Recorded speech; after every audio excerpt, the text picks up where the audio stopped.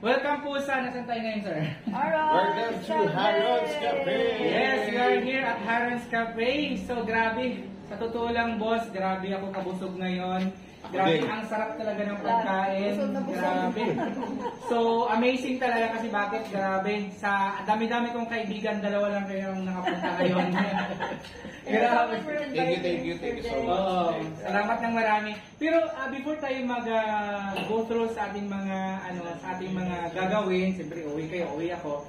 Kunting lang to, kunting interview lang to sa atin, kumbaga na-invite din ako as a content creator para dito sa kanilang Ramadan, ano tawag to? Ang kanilang Easter Sunday special, ang in-offer ng pagkain. Boss, sa pagkain po ng mga pagkain nila, sabi niyo, marirecommend mo ba ang establishment nila? At then, ano po yung rate mo doon sa mga pagkain ng Harron's Cafe? Well, first and foremost, thank you, Jake, Yes. for the invitation, and also to the owner, si Ma'am from Harron, the owner of Harron's Cafe. Kami po yung nagpapasalamat with Payan's Vlog with regards sa inyong invitation and Jake.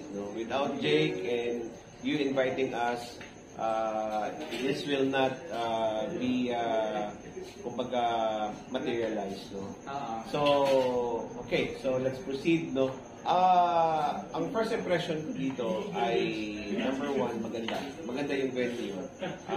Nung pumasok kami dito, very light yung aming impression, yung aming pakiramdam, and then we're amazed kasi para lang siyang sa bahay lang? Yes, para lang kami nasa bahay. Welcome. Yes, oo. And then with Makiat talaga kami sa kanina. Makiat kami diretso doon. with the staff na friendly din, and then the venue, nakita ko yung iba-iba yung tema. Dito is more on fine dining, something like that. Pagpunta doon, parang doon sa bahay lang, and then sa other Parang side, siya na staff, no? pang siesta time lang, sala doon. Ang doon sa kabila naman ay Pwede doon sa mga magbarkada. may function room sila doon. So dito may function room. So basically it's a well recommended Ang rate mo doon sa 1 to 10 ko na ratio. you want The highest is, the lowest is 1 and the highest is 10. I give them the 10 because for me, iba-iba kasi yung standards ng ng places, Okay. according sa, di ba, 5 stars. Yes. At kumbaga dito lang sa atin, ang rate lang natin para Yes, sa'yo. sa akin is 10. Perfect talaga. 10 kasi it doesn't mean Recommendable, masarap ang food, Oo. staff, support, nandyan, Hindi naman yung 10 na to the point of meaning na 10 nagpapasip-sip. Kasi libre. Honestly, 10 is more on appreciation of Yes, of course. the venue, the food, the Okay. staff, and the way they treat their clients. Okay. Ma'am Payang sa'yo, Yes, thank you so much. ma-recommend mo rin ba ang Harron's Cafe? Yes. Ilang percentage from 1 to 10 ang pinaka-high system? Sa akin, Boss Jake, talaga. Thank you so much. Welcome. And welcome. nice meeting you talaga, Boss Jake. Okay, nice meeting you too. Sa akin, syempre, 9 lang ako. 9, okay. Hindi ko muna siya i-perfect. Okay, Kasi okay. babalik pa ako dito. Baka babalik ko, ma-perfect ko na yung Sige. Parang naman sinasabi mo, libre naman yan. Oo, syempre. Baka may next time pa, di ba? Sige. Joke lang ko. Okay. 9 lang ako. 9, okay. Pero talagang kanina, pag So, pero ma-recommend mo siya sa... Yes, Recommendable. of course. Recommendable talaga sa mga bata. Parang ano yan, parang monetization na recommendable to other people. Diba? Yes, exactly. Hindi na, kahit hindi ako ni Meta, hindi pa ako, in-review pa yung yung page ko. Okay. By the way, kung ako naman tatanungin, i-rate ko lang siya ng 8. 8 lang muna ako. This is my first rate kasi. Gusto ko kasi ang 8 na yon is, for me lang for me. Sa rate na 1 to 10, 8 lang talaga ang ilalagay ko muna. So, 8 lang siya. Mayroon pa akong 20%. So, sa 20%, ibig sabihin yan is mayroon pa silang time to improve. Hindi pa natin alam kung ano yung pwedeng i-improve dito. Baka magkaroon pa ng branches. Kasi I know parang isa pa lang na brand. So, parang nandoon ko inilagay ang 20% para sa improvement ng establishment nila. Pero, overall, ang food, ang venue, ang staff, lahat, everything is okay.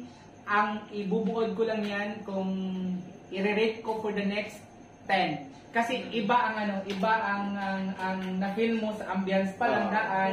And then ang location, Location is ang accessible. location, accessible pa. Madali lang siya talaga. Malapad yung parking, ang food maganda. At syempre, nagpapasalamat talaga ako kasi bakit? Sa dami-dami kong invite, kayo lang dalawa ang nagbigay ng time sa akin. So, actually, Ma'am Ron, the owner of Orange Cafe, maraming Yes, thank you. Orange Coffee. Ano sa Orange Cafe o Orange Coffee? Cafe. Cafe. So, maraming salamat sa pag-invite sa akin. Maraming salamat din sa, kumbaga ito ay freebies mo sa akin. Maraming salamat. At syempre, nagpapasalamat din ako sa iyo, Ma'am Ron, kasi bakit? Yung dalawa kong guest ay kasama sa libre. Maraming salamat. Sana kung alam ko lang, maraming ka nang hinalak. Uy, punta na kayo kasi libre yan doon. So guys, maraming salamat talaga sa inyo sa papanonood nyo sa aming vlog. At syempre, nandito kami sa first collaboration ko with the restaurant, with the owner. At na-meet ko din po yung kapatid ba yun ni Ma'am? Yes po. Kapatid, ano yung pangalan nun? Hazel. Si Ma'am Hazel. Okay, na-meet ko yung owner din kanina dito. So maraming salamat po sa pag-imbita ninyo sa akin. At hindi lang po ako ang tutulong sa establishment na to. Tatlo na kami ang mag-promote ng inyong restaurant na dito sa buong Davao na mayroong ganitong restaurant. At ang good news noon, akala ko kasi ang open lang nila is 11 o'clock hanggang 3 and then mag-change na naman ng 6 p.m. to 10. Pala, nung na-interview ko yung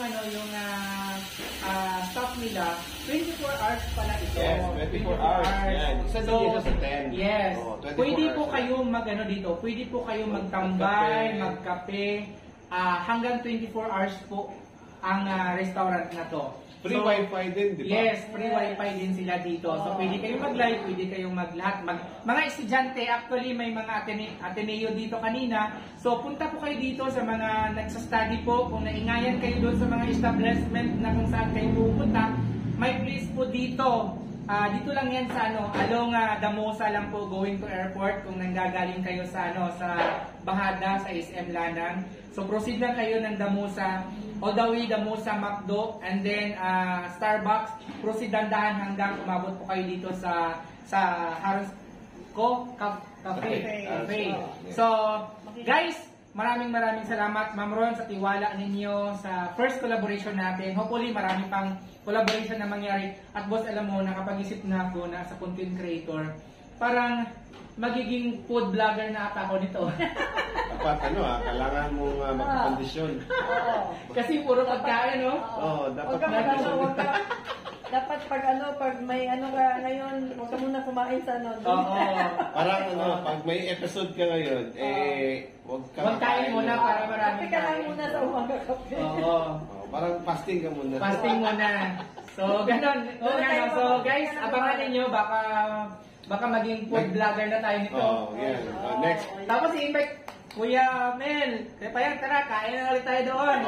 Ganun, no? Parang ang gagawin pala natin, parang magmukbang na tayo nito. Mukbang pwede, food. pwede.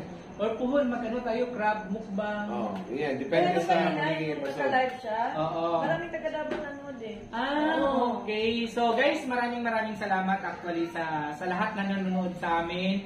Punta po kayo dito sa Harris Cafe. Dito lang yan, malapit po sa malapit lang po talaga from Macdo and Starbucks Damosa, malapit lang po. Magtanong lang kayo sa mga tricycle driver or any taxi. Alam po na nila yan dito. So maraming salamat sa inyo, guys. And also don't forget to follow Yes. Harron's Harron's Cafe. Cafe. Ayun, Page. yes. Ayan. And And Kanilang also, page po ay Harron's Cafe. yes, Don't forget to you like, follow Harron's Cafe Yes. and Boss Jake Pai Okay. on Boy Bye. Sisid Vlog. Payans Vlog! Ayan guys, so sa mga content creator po, magtulungan po tayo para syempre sa mga kaibigan natin dyan, dumating ang time At sa susunod na panahon, kumbaga darating ang time ng mga content creator na dito sa Davao ay magkakilala na. Yes. So, grabe. So, umpisahan natin to, boss. Yes, exactly. Okay. So, guys, maraming salamat at good morning po sa lahat. Thank you. Pero ngayong ang oras ngayon ay alas 11 ng gabi. gabi. 11:30. 11:30 na. Mag-11:30 na.